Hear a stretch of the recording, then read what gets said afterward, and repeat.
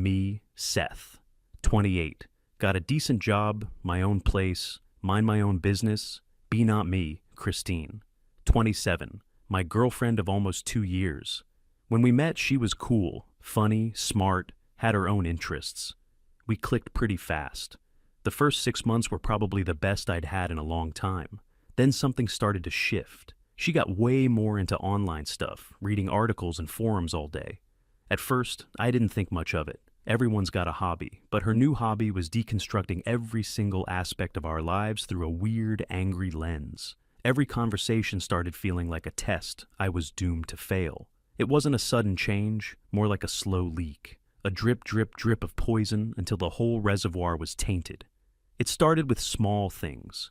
We'd be watching a movie, some old action flick from my childhood.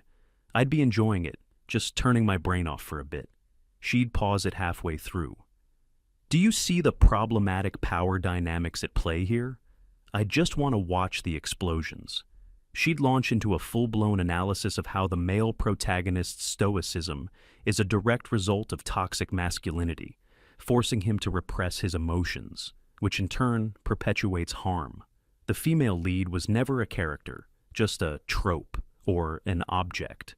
I'd try to just agree to get the movie started again. Yeah, you're right, it's pretty old-fashioned. Wrong move? That was just the opening she needed. It's not just old-fashioned, Seth. It's a foundational text for the kind of patriarchal attitudes that keep women in a subordinate position in society. And by consuming it uncritically, you're reinforcing those structures. My brain would just fizzle out. I just wanted to see if he'd defuse the bomb in time. This started happening with everything. Music, books, even the way I told a story about my day at work. If I mentioned a male colleague got a promotion, she'd ask if any qualified women were passed over. If I said a female colleague was having a tough time with a project, it was because she was likely dealing with a hostile, male-dominated work environment. Every single thing had to be filtered through this new ideology.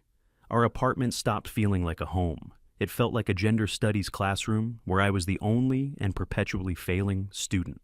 A few months back, things really started to escalate. I came home from work completely drained. It had been one of those days where everything that could go wrong did. All I wanted was to make a nice dinner and just be quiet for a while. I stopped at the store and bought a couple of nice steaks, a little treat. I walk in and Christine is on the couch, laptop glowing on her face as usual. I say hi, head to the kitchen, and start unpacking the groceries.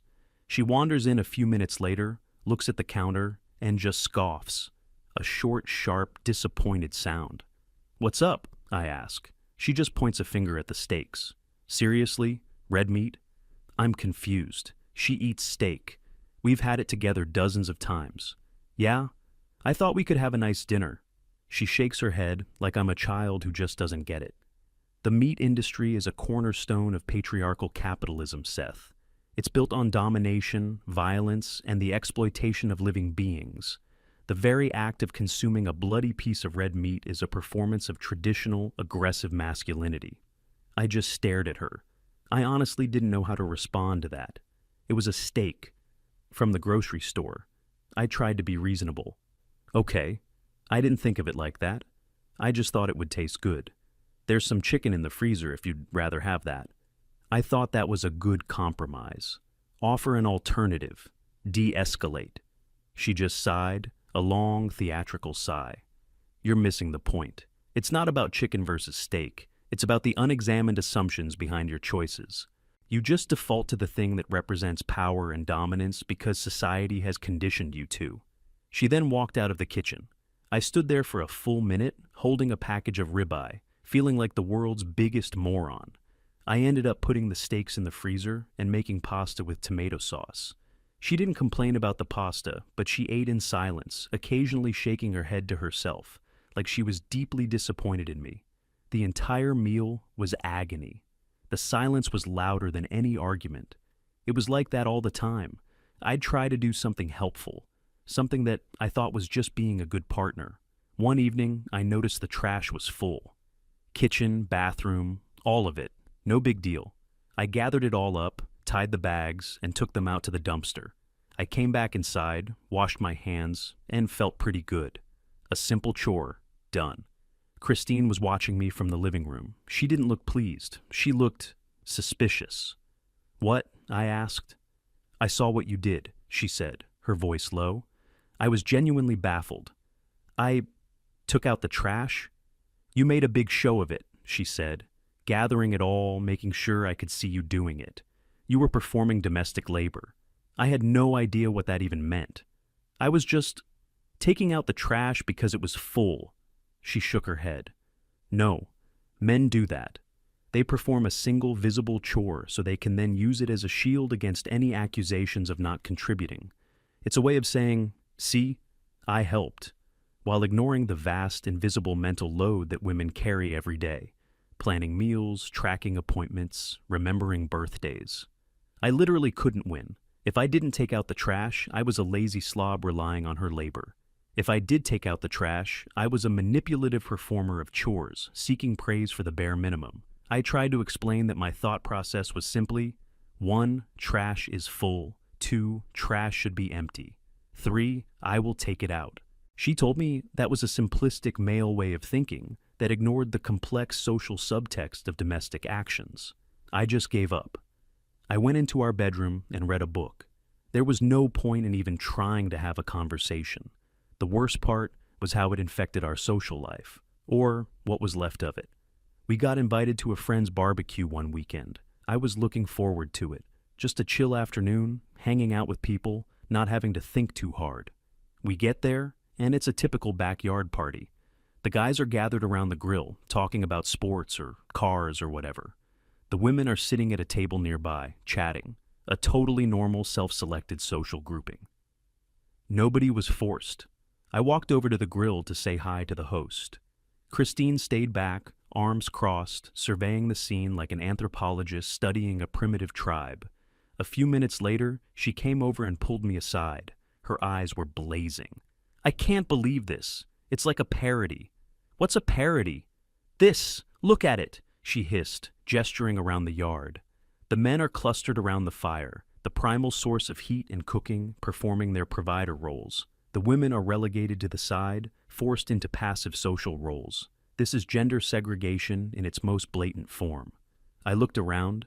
The women were laughing and drinking wine. The guys were laughing and drinking beer. Everyone seemed to be having a good time. "I think people are just talking to their friends," I said. "That's because you're blind to the systemic forces that shape these interactions, Seth. You see it as just talking, but it's a microcosm of the entire patriarchal structure. It's depressing." She was so miserable, and her misery was like a black hole, sucking all the fun out of the afternoon. We left early. She insisted. In the car on the way home, she explained to me that by participating in the grill circle, I was complicit in the marginalization of the women at the party. I hadn't even said 10 words. I just said, "Hey man, smells good," to the host. But in her mind, I had helped reinforce the glass wall of the patriarchy. I just drove and listened, nodding along. Arguing was pointless. It was like arguing with a radio broadcast. The signals only went one way. I started to withdraw. It was easier to just not do things, not say things, not have opinions. I stopped suggesting movies or restaurants. I let her choose every time. I stopped telling her about my day, keeping my answers vague and short. I did my share of the chores silently, hoping not to be noticed. If I was noticed, it would be analyzed. I was becoming a ghost in my own life.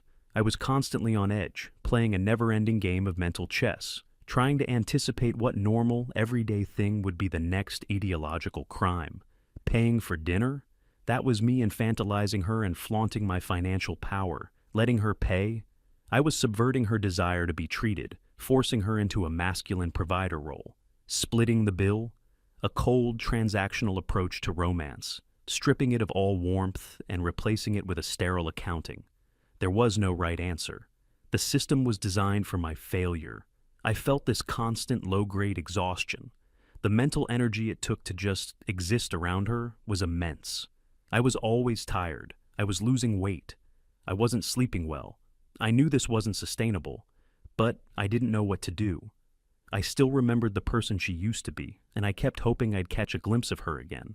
But that person was buried deeper and deeper every day under layers of jargon and resentment.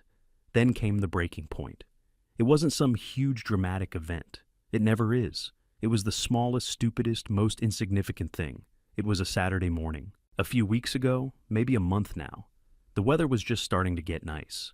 We were both off work. I woke up first and wanted to make some coffee. I realized we were out of milk. Christine was still in bed, scrolling on her phone. I popped my head into the bedroom. "Hey, I'm running to the store to get some milk for coffee. Need anything else?" She didn't look up from her screen. "Just get the oat milk, the usual one." Her tone was flat, like I should have known not to even ask. "All right, be back in a bit." I drove to the little grocery store down the street. I went to the dairy aisle, but the spot where the oat milk usually was empty. Just a blank space on the shelf. They were all out. I checked around, asked an employee. "Nope, truck was late, no oat milk today." "Okay, no problem. I'll get an alternative." I looked at the other options: soy, coconut, almond. I remembered Christine mentioning she liked almond milk lattes a while back. Seemed like a safe bet. I grabbed a carton of almond milk, paid, and drove home, thinking nothing of it.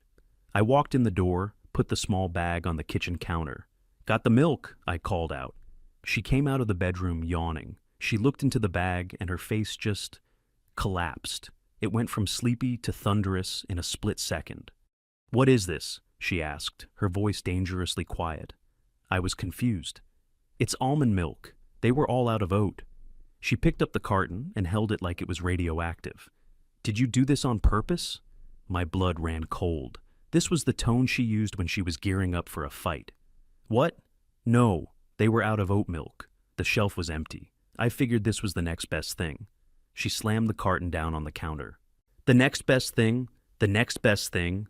Seth, do you have any idea about the environmental impact of the almond industry?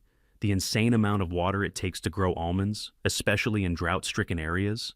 The exploitation of honeybees required for pollination?" I had no idea what she was talking about. It was breakfast. No, I just thought you'd want some kind of milk for your coffee." "That's the problem," she yelled, her voice rising. "You don't think, you just act, driven by your own convenience with zero regard for the ethical implications of your consumption. You knew I get oat milk for specific ethical reasons, and you chose to completely disregard that because it was easier for you to just grab the next carton you saw." I tried to defend myself. "That's not fair. I tried to get what you wanted. It wasn't there. I made a choice based on what I thought you liked. I was trying to do something nice." "Nice? This isn't nice. This is a passive-aggressive slap in the face. It's you telling me that my values, my beliefs don't matter, that your need for a quick, thoughtless solution is more important than my deeply held convictions." She was pacing back and forth in the kitchen now. I was standing there, by the door, still holding my car keys, and as she ranted about water tables and bee colony collapse and my inherent male privilege that blinded me to the suffering of the planet, something inside me just went quiet. The usual panic and frustration weren't there. The frantic need to defend myself, to explain, to make her understand, it was gone. In its place was a sudden, crystal-clear realization. It hit me like a physical blow. It's not about the milk. It was never about the steak, or the trash, or the movies. She wasn't angry because I bought the wrong milk. She was using the milk to create the anger she needed. The conflict wasn't a byproduct of our problems. The conflict was the entire point. My reaction, my apologies, my explanations, my frustration, that was her reward. It was the fuel. It proved her theories right. It made her feel powerful and righteous. The whole relationship for her had become a perpetual motion machine of grievance, powered by my emotional responses. And I suddenly saw, with blinding clarity, the only thing I could do. I had to take away the fuel. She was still talking, her voice just a roaring sound in my ears now. I didn't say a word. I turned around, I walked out the door, got in my car, and just drove. I didn't know where I was going. I just needed to be away from that noise. I ended up at a park overlooking the city. I parked the car, turned off the engine, and just sat there in complete silence for hours. I watched people walk their dogs, kids playing, normal life, and I made a decision. The game was over. I wasn't playing anymore. I was going to become a gray rock, a boring, inanimate object. No emotion, no reaction, no fuel. I didn't know what would happen, but I knew, for the first time in a very long time, that what I was doing before was a guaranteed path to losing my mind. I took a deep breath. The air felt clean. It was time to go home and start the experiment. I got back to the apartment later that afternoon. The sun was starting to set.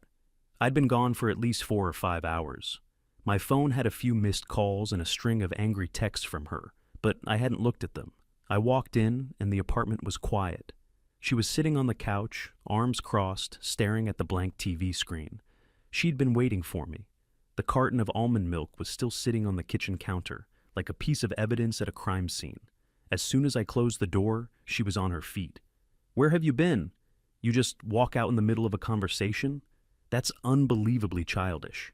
This was the first test. The old me would have apologized for leaving, then tried to explain why I was so frustrated, which would have started the whole argument all over again. The new me took a deep breath. I looked at her, kept my face completely neutral. "I went for a drive," I said. My voice was calm and even, no anger, no defensiveness, just a statement of fact. Her face tightened. This wasn't the response she was expecting. She was expecting a fight, or at least a guilty explanation. "You went for a drive," she repeated, her voice dripping with sarcasm. "While I was here, upset, trying to have a serious discussion about respect in our relationship." "Okay," I said, just that. "Okay." I walked past her, went into the kitchen, picked up the almond milk, and put it in the fridge. Then I got a glass of water. She followed me, standing in the doorway of the kitchen. She looked like a predator who couldn't figure out why her prey wasn't running. "Okay, that's all you have to say? Okay?" "There's nothing else to say," I replied, still calm. "You were upset about the milk, I understand." I wasn't being sarcastic. I was just being flat. A human wall. "You don't understand," she shot back, her voice getting louder. "If you understood, you'd be apologizing for your thoughtless behavior and for storming out like a child." "I'm not going to argue about it," I said. I took a sip of water. I felt strangely calm. It was like I was watching a movie of my own life. I was detached. She just stared at me, her mouth slightly open.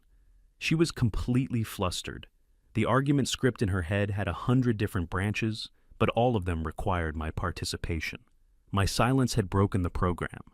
She sputtered for a moment, then turned and stomped back to the living room. I finished my water, went into our bedroom, and just sat on the bed for a while. It was working. The silence was more powerful than any argument I could ever make. The next few days were weird. It was like living with a ghost who was trying to haunt me, but I refused to be scared. She tried every tactic in her book to get a reaction. Phase 1 was direct confrontation. She would bring up old arguments, things from months ago that I thought were long dead and buried. "Remember that time at my parents' house when you made that joke about my mom's cooking? That was a microaggression, you know. You were undermining the matriarch in her own domestic space." I just looked up from the book I was reading. "I remember," I said, then looked back down at the page. No apology, no defense. Just an acknowledgement of the memory. It drove her insane. She needed me to say, "No, it wasn't like that," so she could then explain why it was like that. My simple agreement gave her nowhere to go. The conversational door was slammed in her face. She tried to criticize my habits. "You spend so much time playing video games. It's just escapism. You're retreating into a digital world where you can live out power fantasies instead of engaging with the complexities of the real world." My response, "You're right, it is escapism." I didn't even try to justify it. I just owned it. She would stand there, waiting for more, for the but that never came. Her frustration was palpable. It was like a static charge in the air. When direct confrontation failed, she moved on to phase 2. Passive aggression and baiting. She started leaving articles open on her laptop, positioned on the coffee table so I couldn't miss them. Headlines like, "10 signs your partner is a narcissistic gaslighter," or "How to spot emotional unavailability in men." I'd see them, and I'd just walk by. I never mentioned them. She would sigh loudly whenever I entered a room. Big, dramatic, long-suffering sighs. I acted like I didn't hear them. She'd accidentally say things on the phone with her friends, making sure she was loud enough for me to hear from the other room. "No, he's just, I don't know. He's been so cold lately. It's like living with a stranger. It's a form of punishment, I think. Stonewalling, you know?" I'd just turned the page of my book. It was hard. Part of me, the old me, wanted to storm in there and say, "I'm not stonewalling you, I'm just tired of fighting." But I knew that was exactly what she wanted. That outburst would be her victory. It would prove her right. So I stayed quiet. I let her spin her narrative. The peace and quiet in my own head was worth more than winning an argument she was having with someone else. One night, she tried a new approach. We were getting ready for bed. I was brushing my teeth, and she came and stood in the bathroom doorway. "You know," she began, her voice softer, more reasonable. "This silence isn't healthy. Healthy couples communicate. They talk through their problems. By refusing to engage, you're damaging our relationship." I rinsed my mouth, put my toothbrush away. I looked at her. "We've done a lot of talking," I said, my voice still even. "The talking always ends with you telling me what I did wrong and me apologizing. I'm just skipping to the end." The mask of concern on her face slipped for a second, replaced by a flash of pure anger. "That is so unfair," she snapped. "I'm not just telling you what you did wrong. I'm trying to educate you. I'm trying to help you be a better person, a better partner. It's emotional labor, and it's exhausting, and you're not even grateful." "I don't want to be educated," I said. "I just want to be at peace in my own home." I walked past her and got into bed. She stood there for a long time before turning off the light. The bed felt like a massive empty continent between us. The weekend came, and things got even stranger. She seemed to realize that her usual methods were failing, so she tried to pretend like everything was normal. "Hey, do you want to go to that new cafe we saw downtown?" she asked on Saturday morning, her voice bright and cheerful. It was a trap. I knew it. The cafe would be a public space where she could perform the role of the aggrieved girlfriend. She'd find something to be upset about. The gendered language on the menu, the lack of diverse representation among the staff, anything. And if I said no, then I was the one being difficult and antisocial. "No thanks," I said. "I've got some things to do around here." "Like what?" she pressed. "Just some tidying up, reading, relaxing." Her cheerful facade crumbled. "So you'd rather stay here, in silence, than spend time with your girlfriend?" "I'd rather have a quiet day at home, yes," I said, not taking the bait. I wasn't attacking her, I was just stating my preference. It was infuriating for her, because it was unassailable. I wasn't saying, "I don't want to go with you." I was saying, "I want to stay here." She ended up going by herself, slamming the door on her way out. I spent the afternoon in the most profound peace I had felt in months. The apartment was silent. I read a book. I listened to music. I didn't have to watch what I said or did.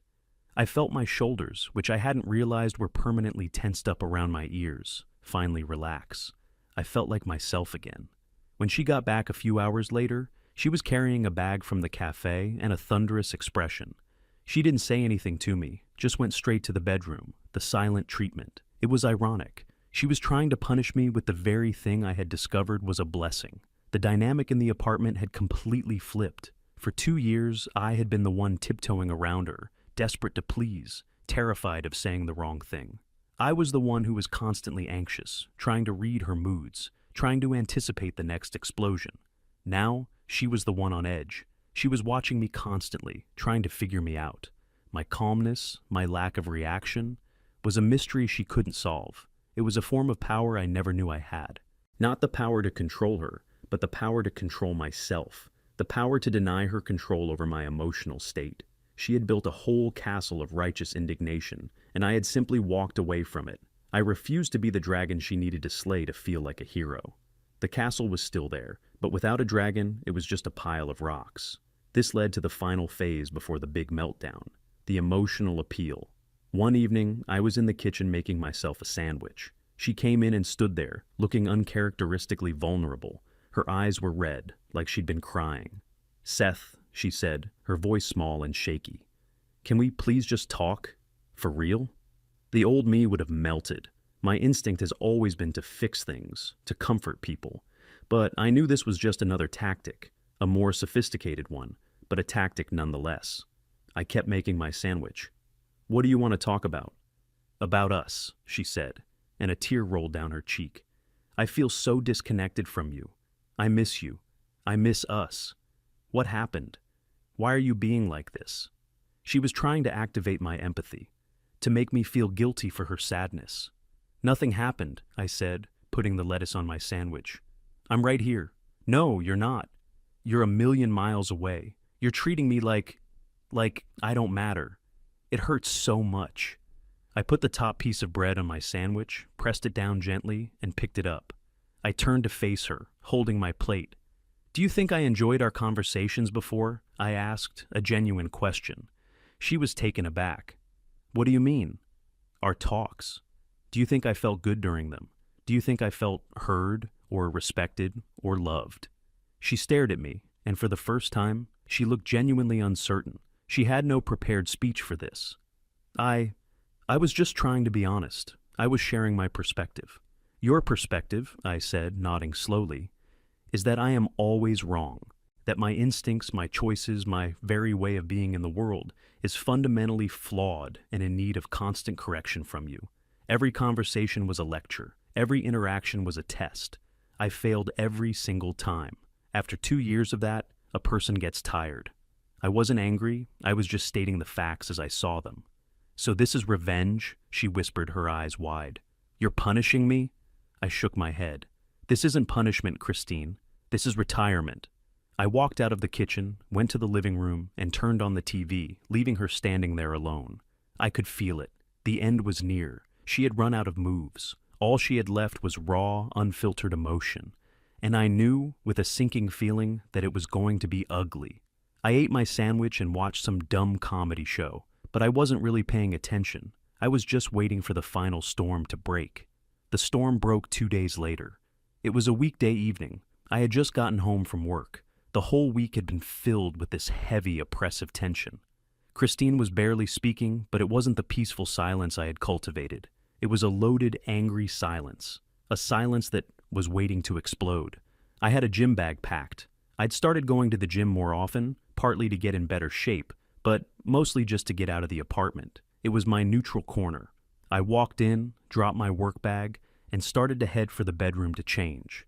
She was on the couch, but this time she wasn't on her laptop. She was just sitting there, staring at the wall. As I walked past, she spoke, her voice eerily calm. Where are you going? To the gym, I said, not breaking my stride. No, she said. I stopped and turned. No? No, she repeated, standing up.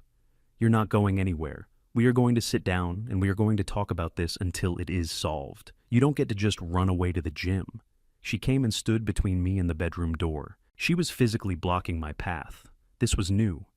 There's nothing to solve, Christine, I said, keeping my voice low. We've said everything that needs to be said. No, I've said things. You've just been sitting there like a lump with your smug, silent judgment. Now you're going to talk. You're going to tell me what is going on in that head of yours. I don't want to, I said simply. I'm going to the gym. Please move. That's when she lost it. It wasn't a gradual crescendo. It was a switch being flipped. All the frustration, the confusion, the rage she had been bottling up for a week came pouring out. I don't want to, she shrieked, her voice cracking. You don't get a choice. I have spent 2 years trying to help you. 2 years of my life. I've been patient. I've explained things to you 1,000 times. I've done the emotional labor for this entire relationship. She was starting to pace, her movements sharp and jerky. And this is how you repay me? By shutting down? By giving me the silent treatment like some kind of petulant child? Do you have any idea how abusive that is? This is psychological warfare, Seth. This is gaslighting. You're trying to make me feel like I'm the crazy one. I just stood there, my gym bag in my hand. My heart was pounding, but on the outside, I remained perfectly still. I was the rock in the middle of her hurricane. My silence was making it worse, and I knew it. She was desperate for a reaction, for me to yell back, to engage. Say something, she screamed, her face turning red. She was right in front of me now, jabbing her finger towards my chest. Defend yourself! Yell at me! Do something! Don't you just stand there like a coward. I'm not going to yell at you, Christine, I said, and my voice was so quiet it seemed to make her even angrier. Of course you won't, she wailed, because then you'd have to actually feel something. You're just empty inside. You're a shell, a hollow man. All that nice guy stuff is just an act, isn't it? Underneath it all, you're just cold and cruel and unfeeling. She was starting to sob now, but they were angry, frustrated tears. She looked around wildly, saw a throw pillow on the couch, grabbed it, and hurled it at the wall. It hit with a soft thud. "I hate you!" she screamed. "I hate what you're doing to me. You've become this monster, this passive-aggressive monster." And that was it. That was the moment of absolute clarity for me. After 2 years of being told that everything I did was a form of aggression, my jokes, my hobbies, my way of speaking, even the food I ate, now my silence was the ultimate act of aggression. There was nothing I could do that wouldn't be wrong. My very existence in her life was the problem. The whole thing was a perfectly designed, self-sealing trap. I looked at her, this screaming, crying person in front of me. I didn't see the woman I used to know. I didn't see the activist or the intellectual. I just saw a deeply unhappy person who had made a prison of her own ideology and was now trying to burn it down with me inside it. A strange sense of calm washed over me, not detachment this time, but a profound sense of finality. I felt nothing. No anger, no pity, no sadness, just a quiet, settled emptiness. It was over. I gently sidestepped her. I walked around her as she stood there, sobbing and panting. I didn't go to the bedroom for my gym clothes. I walked straight to the front door, opened it, and walked out. I didn't slam it, I just closed it quietly behind me. I went to the gym. I had the best workout I'd had in a year. I put on my headphones, turned the music up loud, and just lifted. For that hour, my mind was completely blank. There was only the weight, the effort, the burn. It was simple. It was real. When I was done, I sat in my car in the gym parking lot for a while. I knew I couldn't go back to the apartment. Not tonight. Maybe not ever. I drove to a cheap motel on the other side of town, paid for one night in cash. The room was sterile and smelled like disinfectant, but it was the most peaceful place I'd been in a long, long time. It was just me. My thoughts were my own. There was no one there to analyze them, to judge them, to tell me they were wrong. I slept for 10 hours straight. A deep, dreamless sleep. The next morning, I knew what I had to do. I found a friend who I knew would be at work and would have a spare key hidden. I let myself into his place and left him a note and some cash on the counter. Then I drove back to my apartment. It was the middle of the day, so I was pretty sure she'd be out. Her car was gone. Good. I let myself in. The apartment was still and silent. The pillow she had thrown was still on the floor. I went into the bedroom. I took my biggest duffel bag and a couple of trash bags. I didn't pack everything. I just packed the essentials. Clothes, my laptop, my documents, a few books that meant something to me. I was methodical. I didn't rush. It felt like I was cleaning up after someone else's life. As I was zipping up the last bag, I saw a picture frame on the nightstand. It was of the two of us from that first year. We were on a hike, smiling. We both looked so happy, so normal. I stared at it for a long moment. I felt a brief pang of something, sadness maybe, a ghost of what we used to have. But it was like remembering a character from a movie I saw a long time ago. It didn't feel like my life anymore. I left the picture there. I carried my bags out to my car. It took 3 trips. On the last trip, I stopped in the living room. I took my key off my keychain. I placed it on the coffee table, right next to where she always left her laptop. I looked around the apartment one last time. It was just a place, a collection of stuff. It had no power over me anymore. I walked out and closed the door behind me. I didn't lock it. It wasn't my door anymore. Later that day, she started calling, texting, a storm of messages. First, angry. "Where are you? You took your stuff? You're just leaving? Like a coward?" Then pleading. "Seth, please come back. We can fix this. I was just upset. I didn't mean it." Then came the apologies. "I know I've been difficult. I'll change. I'll go to therapy. Just please don't throw this away." I didn't reply to any of them. There was nothing to say. You can't fix a foundation that was built on a flawed premise. Her premise was that I was a problem to be solved. My premise was that I was a person to be loved. Those two things can't exist in the same space. It's been a few months now. I found a new place. It's smaller, but it's mine. It's quiet. I blocked her number after a few weeks. I heard through a mutual friend that she's telling everyone I had some kind of breakdown, that I became emotionally abusive and abandoned her. I'm sure in her story, she's the victim. She has to be. Her whole worldview depends on it. And you know what? I don't care. Let her have her story. I'm not a character in it anymore. I don't know what the future looks like. I'm not really thinking about dating. I'm just enjoying the silence, the freedom of not having to justify my own existence every single minute of the day. The lesson, I guess, is that some battles can't be won. You can't reason someone out of a position they didn't reason themselves into. Sometimes the only move left is not to play. Just drop the controller and walk away. And it feels pretty damn good.